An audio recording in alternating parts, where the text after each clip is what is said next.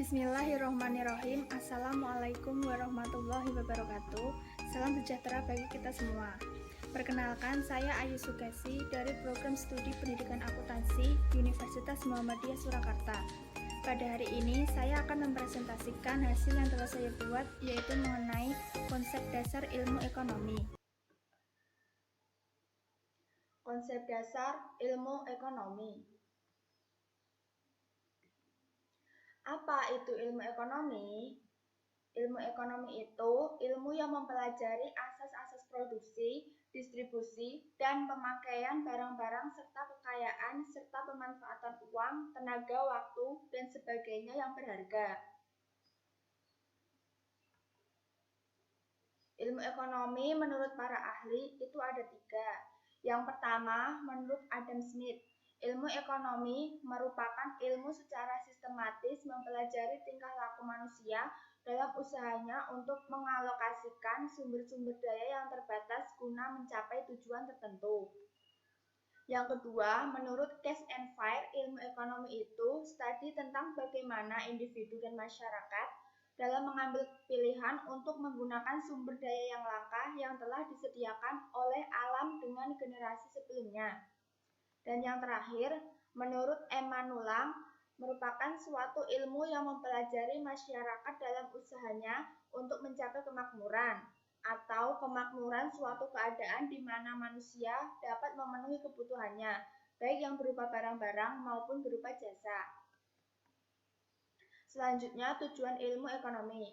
Tujuan ilmu ekonomi ada 4. Yang pertama, dapat menjadi acuan dalam pengambilan keputusan. Yang kedua, membantu pelaku ekonomi untuk menganalisis pola perilaku konsumtif masyarakat. Yang ketiga, memberikan pengertian tentang potensi dan keterbatasan suatu kebijakan ekonomi. Dan yang terakhir, menumbuhkan kepekaan tentang ekonomi global terhadap masyarakat. Manfaat ilmu ekonomi ada 4. Yang pertama, memberikan sebuah masukan untuk keputusan tentang tindakan dalam ekonomi. Yang kedua, membantu memahami potensi dan batasan kebijakan ekonomi. Yang ketiga, meningkatkan sensitivitas orang terhadap masalah ekonomi dan global. Dan yang terakhir, membantu orang memahami pola perilaku dalam ekonomi kalangan masyarakat. Konsep-konsep pokok ilmu ekonomi. Yang pertama, konsep scarcity atau kelangkaan, yaitu dasar yang sentral dari ilmu ekonomi. Masyarakat dihadapkan pada kebutuhan yang tak terbatas, sedangkan alat pemuas keadaannya terbatas. Yang kedua, konsep spesialisasi, yaitu konsep produksi yang baru yang dihasilkan dari kelangkaan sumber produksi. Dikembangkan metode-metode produksi yang baru yang mampu menghasilkan jumlah yang banyak dengan sedikit waktu dan atau sedikit bahan. Yang ketiga, konsep sistem moneter atau transformasi, yaitu konsep yang tumbuh dari adanya spesialisasi yang mengakibatkan terjadinya saling ketergantungan.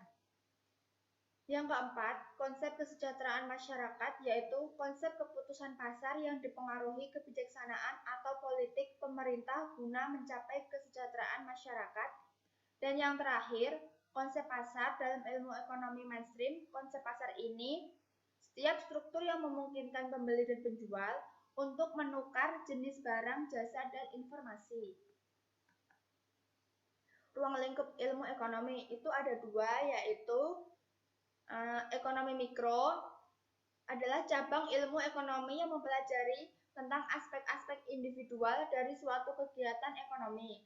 Ekonomi mikro ini menggunakan analisis konsumen dan analisis produsen dalam suatu pasar. Dan yang kedua, ekonomi makro.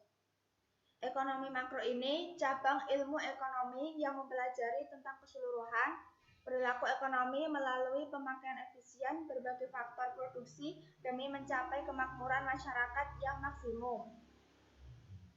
Beberapa aspek yang dianalisis teori ekonomi mikro antara lain, yang pertama, proses penentuan tingkat harga dan jumlah barang yang diperjualbelikan di pasar atau teori harga. Yang kedua, perilaku pembeli dan penjual Dan yang terakhir, interaksi di pasar faktor produksi. Beberapa aspek yang dianalisis teori ekonomi makro, antara lain yang pertama, pengeluaran agregat, yang kedua, mengatasi pengangguran dan inflasi, yang ketiga, kebijakan fiskal dan moneter, yang keempat, pertumbuhan ekonomi, dan yang terakhir, permintaan dan penawaran. Kegiatan ekonomi dalam konsep ilmu ekonomi dibagi menjadi tiga. Yang pertama, produksi, aktivitas karyawan yang menciptakan produk atau pelayanan jasa yang mengumpulkan sumber daya, modal, dan keahlian tertentu. Produksi adalah penentu kualitas produk diterima pasaran luas. Yang kedua, distribusi, suatu kegiatan sehubungan dengan distribusi barang atau jasa yang dapat diproduksi. Bahkan distribusi dapat meningkatkan omset barang, sebarkan luas mungkin agar produk dapat diterima oleh publik.